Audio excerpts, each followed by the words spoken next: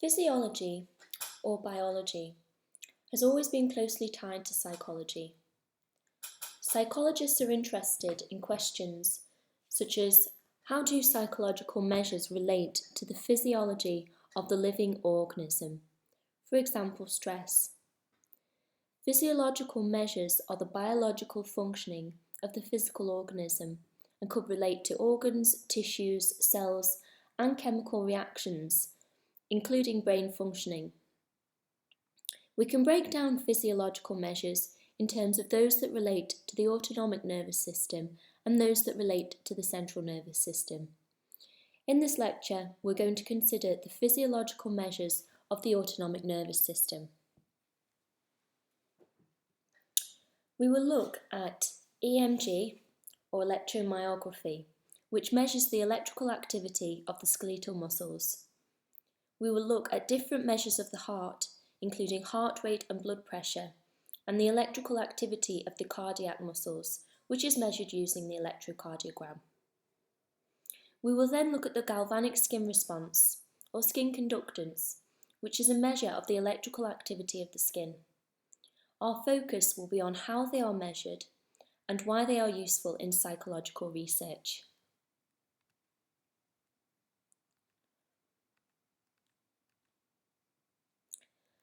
The body possesses three types of muscles. These are skeletal muscles, smooth muscles, and cardiac muscle. The skeletal muscles include the biceps, triceps, and flexor muscles of the upper arm and forearm. They are usually under voluntary control and make up the voluntary motor system.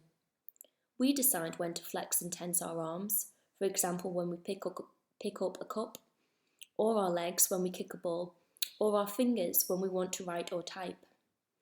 The smooth muscles have little or no voluntary control. For example, they are involved in the constriction and dilation of blood vessels.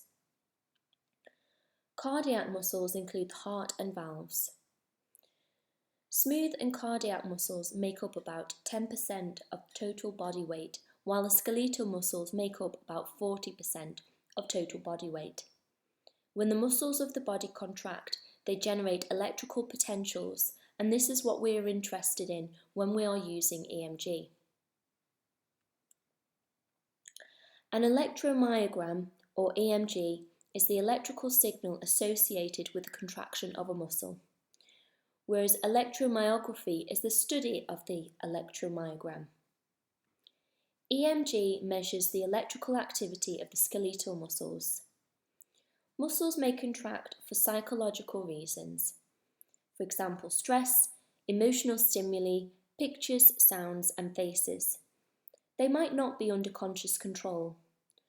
The greater the muscle contraction and the closer the electrode is to the skin, the greater the electrical activity generated. The signal picked up by EMG is caused by the firing of motor neurons at the point at which they innervate the fibres of the muscle. One motor neuron may innervate many or few fibres. The collection of connections between a neuron or nerve cell and muscle fibres is called a motor unit. The combined contraction of many motor units results in a muscle contraction. Muscle force is dependent upon the number of simultaneously active motor units and the frequency of the motor units firing. Henman's size principle states that under load, motor units are recruited from smallest to largest. In practice, this means that slow twitch, low force, fatigue-resistant muscle fibres are activated before fast twitch, high force, less fatigue-resistant muscle fibres. As more tension is required in the muscle, more motor units are recruited, and those already firing fire faster, creating a larger overall electromagnetic field around the muscle site. The changes in this field are picked up by the electrodes, and as the muscle tenses, the voltages recorded, which oscillate around zero, become larger.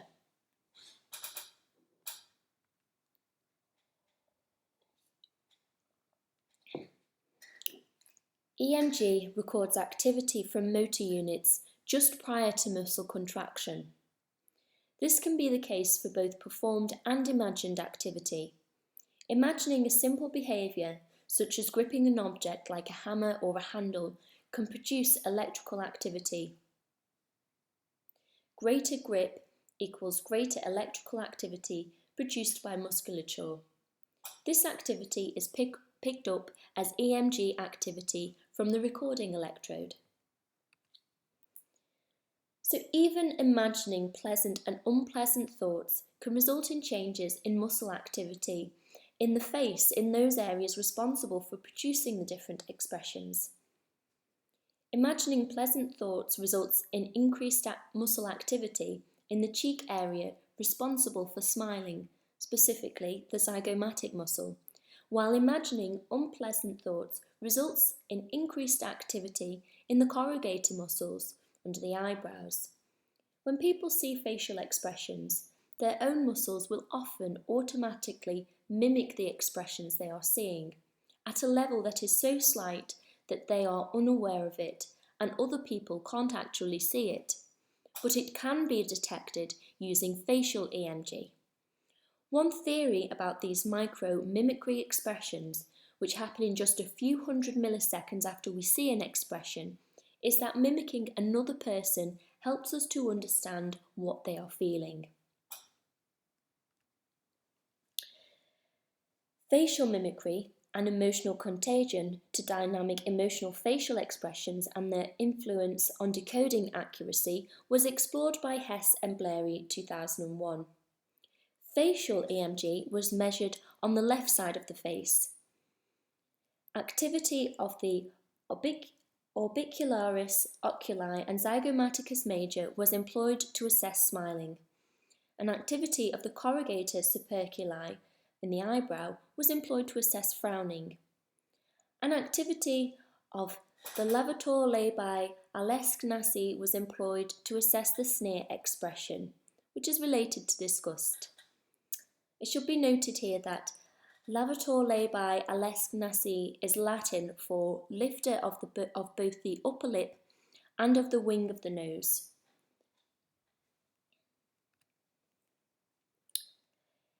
EMG data can be collected using non-invasive electrodes or invasive indwelling, which are needle and fine wire electrodes. We're going to focus on non-invasive surface electrodes because these are the most commonly used in psychological research. Proper EMG sensor location is critical for detecting quality surface EMG signals.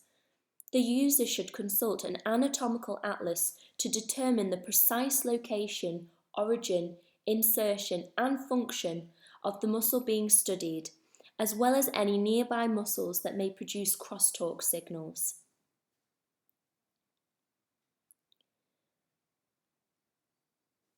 It is important to remember when using the surface electrodes to place the sensor along the longitudinal midline of the desired muscle with the arrow parallel to the muscle fibres, which can be seen here. Do not place the sensor at the outside edges of the muscle. In this region, the sensor is susceptible to detecting crosstalk signals from adjacent muscles. Remember to place the sensor between a motor point, which is an innervation zone, and the tendon insertion or between two motor points. Do not place the sensor on or near the motor point itself. The motor point is that point on the muscle where the introduction of minimal electrical current causes a perceptible twitch of the surface muscle fibres. This point usually, but not always, corresponds to that part of the innervation zone of the muscle with the greatest neural density. This is a poor location for a surface EMG sensor because the electrical activity propagates in multiple directions and therefore cancels itself out when differential amplification is used. And finally, do not place the sensor on or near the tendon of the muscle. As the muscle fibres approach the fibre of the tendon, the muscle fibres become thinner and fewer in number, reducing the amplitude of the EMG signal. Also, in this region, the muscle is physically smaller, which makes it difficult to accurately place the sensor and to avoid crosstalk from adjacent muscles. Small silver chloride electrodes are stuck onto the face using sticky pads after being filled with a conductive gel.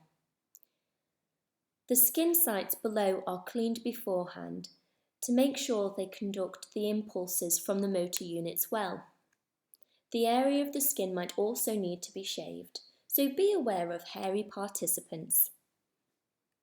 A reference electrode is used on a little muscle, where it collects ambient electrical noise. If this noise is also found on the electrodes over the muscles, it is removed by the amplifier, leaving as far as possible just the voltages created by the muscle activity. We can see an example of the electrodes placed on the face for measuring activity in the corrugator superculi and the zygomaticus major. A baseline electrode is also placed on the very top of the brow where there is little or no muscle.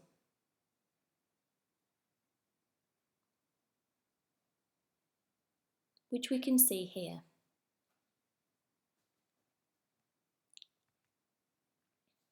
There are many factors that can affect the EMG signal, which are both intrinsic and extrinsic to the muscle under investigation. Extrinsic factors include the type and shape of electrode, the location of the electrode on the skin surface, for example, to avoid crosstalk, and the orientation of electrode detection surface and muscle fibres. Intrinsic factors include the number of active motor units or firing rate, blood flow and pH, fibre diameter and composition, and amount of subcutaneous tissue and location of active fibres. The surface EMG signal generated by the muscle fibres is captured by the electrodes, then amplified and filtered by the sensor before being converted to a digital signal by the encoder. It is then sent to a computer to be processed, displayed and recorded by the software. And we can see the stages of the data analysis here. 4 primary measures that we might be interested in are peak activation, which is the largest EMG signal, integrated activation, which is the filtered rectified activation over a period of time, duration of activation, which is the duration that a motor unit is active for, and the frequency of activation, which is how frequent the motor unit is active. Let us have a look at an example. Raw EMG data is collected from the facial muscles. As more tension is required in the muscle, more motor units are recruited, and those already firing fire faster, creating a larger overall electromagnetic field around the muscle site. The changes in this field are picked up by the electrodes, and as the muscle tenses, the voltages recorded, which oscillate around 0, become larger. Here you can see the zygomaticus muscle performing a microexpression. The raw EMG signal has to be rectified before it can be analysed. The rectified signal is then smoothed to get rid of the higher frequency signals that are not muscle activity. This is a bit like tuning your radio into the channel you want, excluding the noise from all the other channels.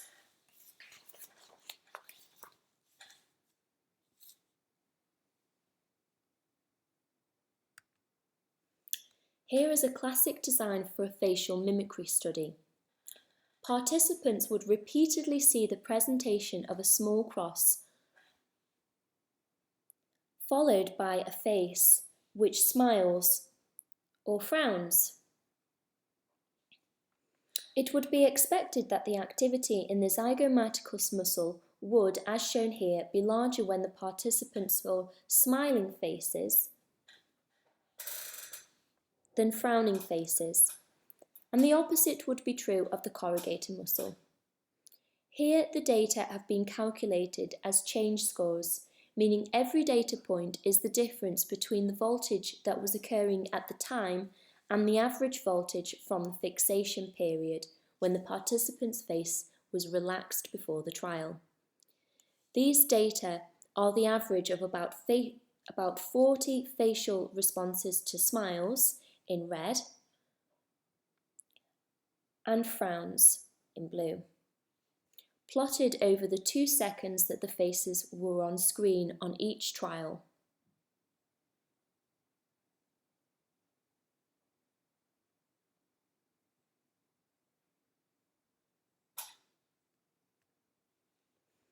We will now talk about measures of the heart.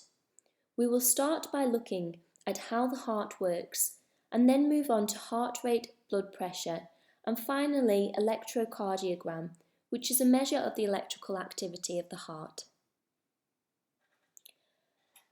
The heart pumps blood around the body, and the heart is made up of 4 chambers. 2 atria, located at the top of the heart, receive blood returned from the body's veins, and 2 ventricles, located at the bottom of the heart, pump the blood away from the heart via arteries. Each chamber has a one-way valve at its exit, preventing blood from flowing backwards. When each chamber contracts, the valve at its exit opens. When it is finished contracting, the valve closes so that blood does not flow backwards. So the right atrium receives deoxygenated blood from the body. The blood is then passed backwards. The blood is then passed through the pulmonary valve into the pulmonary artery. This takes the deoxygenated blood to the lungs, where it picks up oxygen and releases carbon. This oxygen-rich blood comes back into the left atrium through the pulmonary valve. The blood then passes through the mitral valve to the left ventricle, which then pumps the blood out through the aortic valve into the aorta. This is the main artery that takes the oxygen-rich blood to different parts of the body. Once the body has used all the oxygen from the blood, it is pumped back into the right side of the heart, and the process continues.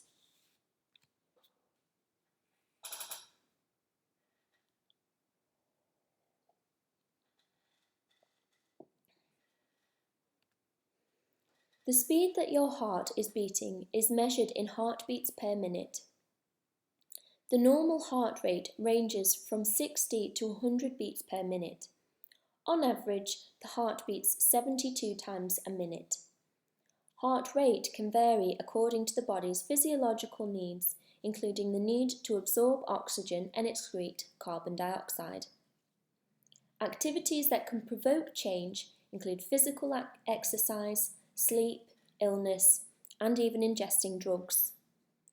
Disorders of the heart related to changes in heart rate include bradycardia, which is a slow heart rate below 60 beats per minute, tachycardia, which is a fast heart rate above 100 beats per minute, and arrhythmia, which is an irregular heartbeat.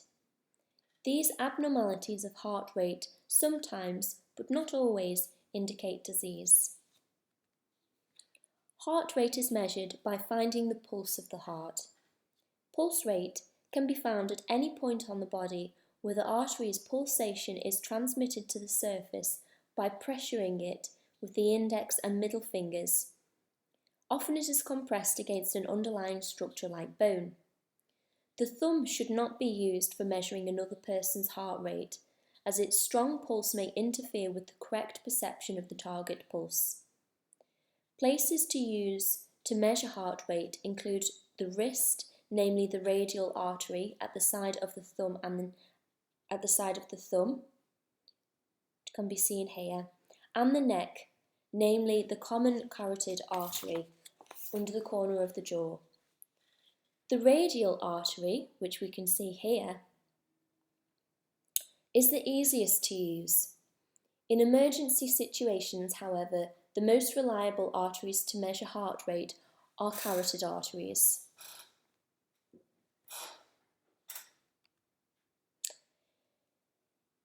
ECG is the study of electrical potentials generated by the working of the heart.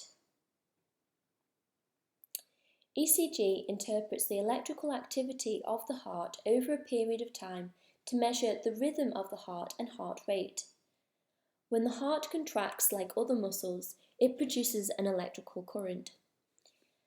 Electrodes are attached to the surface of the skin, across the thorax or chest, in other words, near the source of the current. The activity of the heart recorded by electrodes can be seen in a typical type of electric wave. The wave is made up of various characteristic deflections. These are the P, Q, R, S and T waves. The direction of the wave characterises the various points leading to and during the contraction. The P wave is a small deflection produced by the current generated before the contraction of the atria. The QRS complex of waves is produced by what is known as depolarization prior to contraction of the ventricles. And the T wave occurs as a result of activity in the ventricles. It takes around 370 milliseconds to go from the T wave to the next contraction.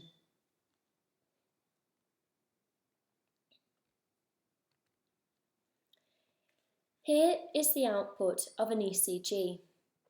The R waves are the peaks marked with green dots, which we can see here.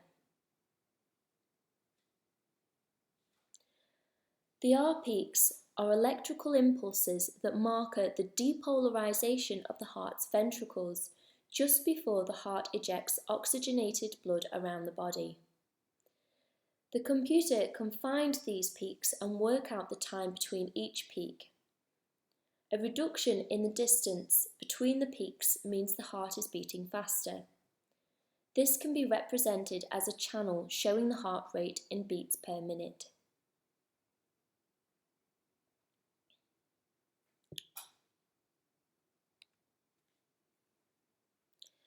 Blood pressure is the pressure of blood in your arteries. Arteries are the tubes that carry your blood from your heart to your brain and the rest of your body. When your heart beats, it pumps blood around your body to give it the energy and oxygen it needs. As the blood moves, it pushes against the side of your blood vessels. The strength of this pushing is your blood pressure. High blood pressure puts an extra strain on your arteries and heart, which can lead to heart attacks and strokes. High blood pressure is referred to as hypertension. The pressure on arteries changes at different times in the heartbeat cycle as the heart contracts and relaxes. Pressure is highest when your heart is contracting and lowest as it relaxes before it pumps again. Every blood pressure reading consists of two numbers or levels. These are shown as one number on top of the other. For example, you might hear your doctor or nurse saying your blood pressure is 120/80. This blood pressure is measured in millimeters of mercury or mmHg. The top number is the highest level your blood pressure reaches when your heart contracts and pumps. This is referred to as systolic blood pressure, and the bottom number is the lowest level your blood pressure reaches, and this is when your heart relaxes between beats. This is referred to as your diastolic blood pressure.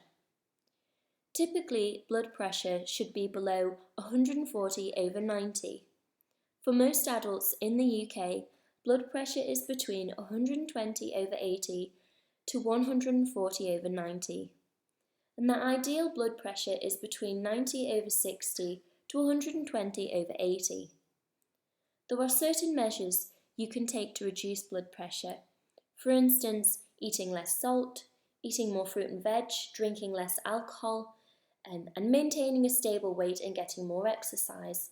However, blood pressure is also related to factors outside a person's control, such as age, ethnic origin, and family history of the disease.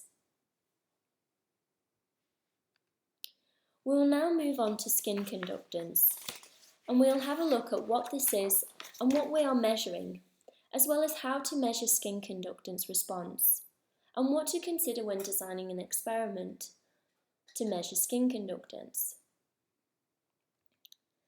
Skin conductance is also referred to in the literature as the galvanic skin response, galvanic skin resistance, the electrodermis response, and skin conductance response. But conductance and resistance refer to two slightly different things which we will come to look at in a moment. Skin conductance is a method for measuring the electrical conductance of the skin, and skin conductance varies with moisture levels. Charles Fair, a French neurologist in 1888, noted that changes in a person's mood and environment could lead to changes in the electrical activity recorded from the skin. Sweat itself is odourless, and the odour we associate with it is the result of the reaction between sweat and bacteria on the skin. The skin has two layers: the epidermis, which is the outer layer and is approximately 1 millimetre thick, and the dermis, which is the inner layer, and its thickness varies with region. For example, it is thinner at the eyelids than at the palms of the hands or soles of the feet. The dermis contains blood vessels, hair follicles, sensory nerves, and the secretory part of the sweat glands. And it is sweat which allows conductance to occur on the skin.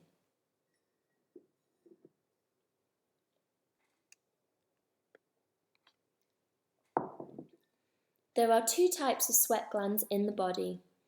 The apocrine glands are the largest glands and are found on the genitals and armpits, and the eccrine glands are the smallest and cover most of the skin, with a few exceptions such as the lip and outer ear. Sweat glands are abundant on the palms of the hands and soles of the feet. 1 inch of skin is covered with approximately 3,000 glands. Skin conductance recorded from the fingers and palms responds more strongly to sensory stimulation than physical stimuli, for example heat. The opposite is found for skin conductance on the forehead, neck and back of the hands. If we are interested in sensory stimuli, such as a situation or event, we would be interested in measuring skin conductance on the fingers and/or palms rather than elsewhere in the body.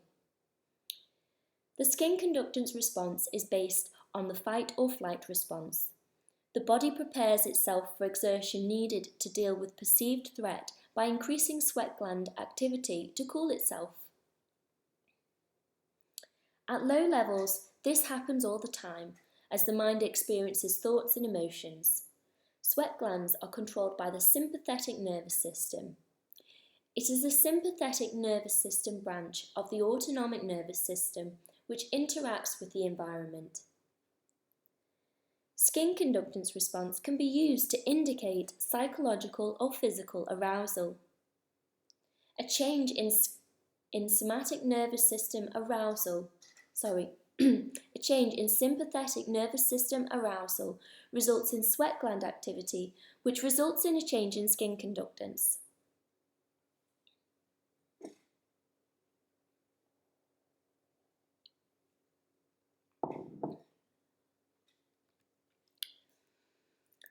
Skin conductance increases with increased stress, arousal, and cognitive activity.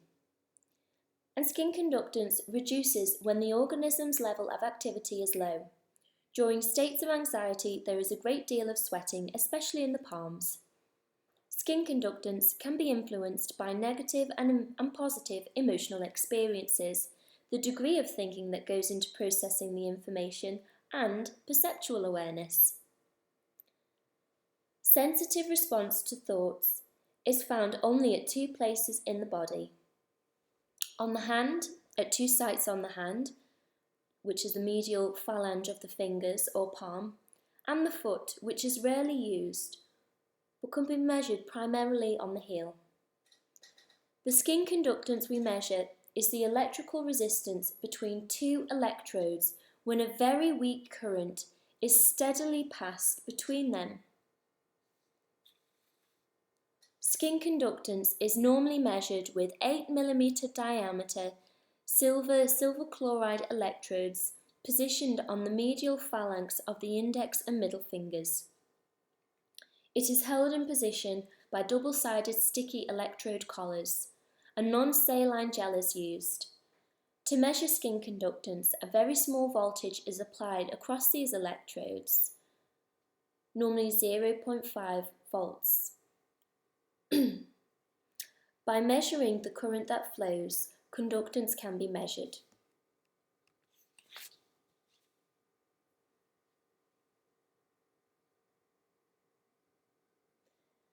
Skin conductance is measured in microsiemens, not to be confused with millivolts, NV. Siemens is the international standard unit for electrical conductance, whereas the volt is a unit for electrical potential. Siemens and volts can be converted on a 1-to-1 ratio, so that 1 microsiemen is equal to 1 millivolt or 1 siemen is equal to 1 volt. There is a distinction, however, between conductance and resistance, and this is explained using Ohm's law. Resistance is measured in ohms and is voltage divided by current. Conductance is measured in microsiemens and is measured as the current over voltage. So something with zero resistance has infinite conductance. The graph shown here is an example of skin conductance over a 60-second period. A typical GSR graph would display the onset slope, rise time, peak, and exponential decay, which is sometimes measured as half recovery time. The typical delay between a stimulus and skin conductance response is at minimum 0.8 seconds. Therefore, when looking at discrete responses, apply a time window to the analysis, for example between 1 and 4 seconds post-stimulus. Later response will be considered non-specific response or spontaneous response. Responses can be screened by amplitude. A minimum response amplitude of 0.02 microsiemens may be required.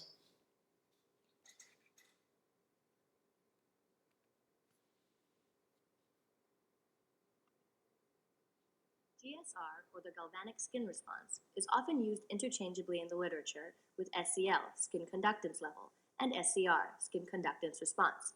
Since these terms concern different aspects of skin conductivity, we will treat them separately. The skin conductance level, SCL, is an index of sweat gland activity and is thought to be indicative of emotional arousal, i.e. activation of the sympathetic nervous system. SCL will be higher during presentation of a more arousing stimulus and lower during presentation of a less arousing stimulus. SCL is a continuous reading of skin conductance, sometimes described as the tonic level in the absence of a phasic response. In contrast, the skin conductance response, SCR, is a brief, i.e. phasic response to a specific stimulus. Although SCL and SCR are measured in the same way, they need to be analyzed differently. To analyze SCR, you must establish a threshold and count the number of skin conductance spikes that exceed the threshold in response to an isolated event, for example, a single loud sound. Because our lab is normally interested in emotional responses to music that unfold over time, we typically assess changes in SCL relative to a baseline period. In other words, we compare the means. When setting up the hardware to measure GSR, the settings should be as follows. The gain should be set to 2, the LP should be set to 10 Hz, the HP switches to DC. To set up Acknowledge to measure GSR, go to Setup Acquisition and set the sampling rate to 250 Hz. The GSR electrodes plug into channel 5. The two blue cords plug into the outer two outlets. You will only use the middle plug for a ground if you aren't already using one for EMG. Next, place electrode gel directly into the electrodes and try not to get any gel on the surrounding area. To cleaning the participants' fingers with alcohol and letting them dry, Wrap the electrodes around the participant's index and ring finger. The electrodes should be snug, but not too tight, and be sure to ask the participant if they're uncomfortable. To check that the GSR electrodes are receiving a signal, ask the participant to take a deep breath. The SCL response should rise a couple seconds after the breath is taken. Ask the participant to put their hand in a comfortable position, as they should not move it throughout the recording process. To clean the GSR electrodes, use Q-tips and lukewarm water. Soak the Q-tip in water to use for cleaning, just like you did for the EMG electrodes. Be very gentle and ensure that all gel is cleaned off.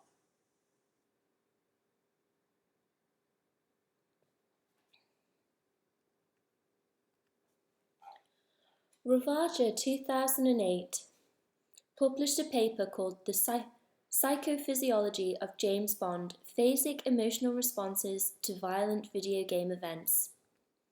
This study investigated psychophysiological responses when playing the part of James Bond in the game James Bond 007 Nightfire.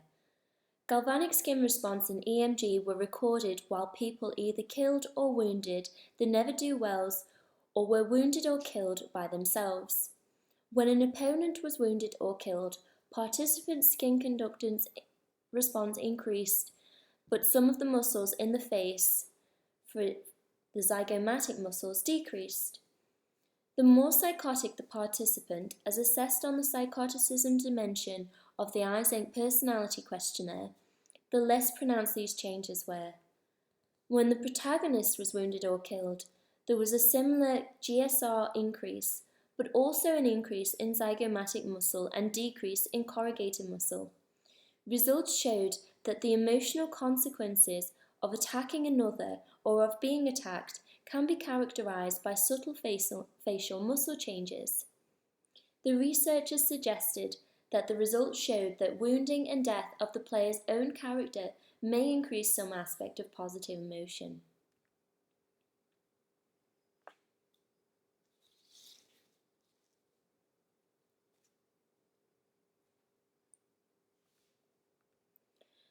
Something which you may have come across in the literature is a polygraph. Poly stands for many. A polygraph is also known as a lie detector test. Different physiological measurements are taken during a polygraph, including heart rate, GSR, and respiration rate. It is very poor at detecting liars, but it can be useful in measuring emotional responses in psychopaths. Psychopaths are people who are remorseless, superficially charming, manipulative, and socially deviant. Imagine that you were to show stimuli of a sensitive nature, such as animal torture, to a psychopath. Would you expect their skin conductance response to increase, decrease, or stay the same? Well, jailed psychopaths show little GSR in response to emotional stimuli. This is also found in patients with frontal lobe damage.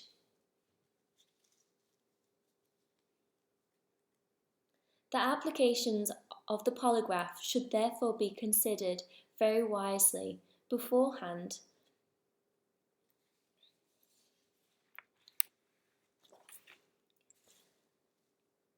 So what do we need to consider when creating our own experiment? There are a number of important factors that we should consider within our own study design when measuring skin conductance. What baseline measurements will we take?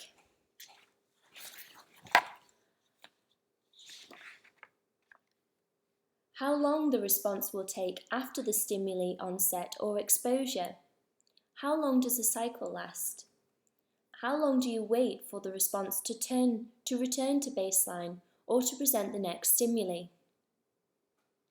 How many times should you repeat this cycle to be sure that the change in response to the stimuli is a reliable measurement? And can you just present the stimuli once? And if not, why not? The task shouldn't be too long or too short, and you need to average the response over a number of blocks.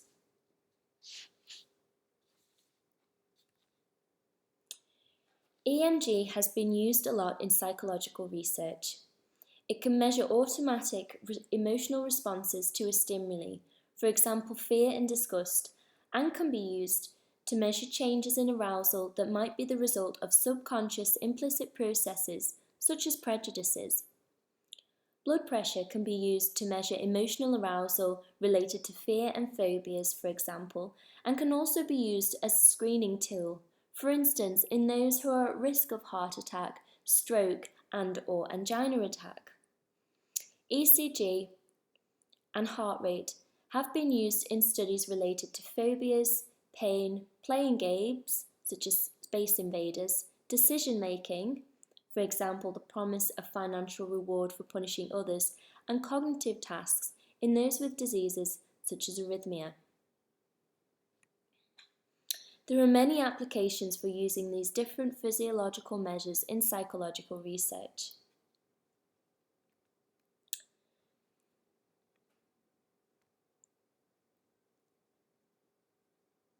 Here are some useful textbooks, links and papers that you should have a look at to find out more information about these different physiological measures. I hope you've enjoyed this lecture.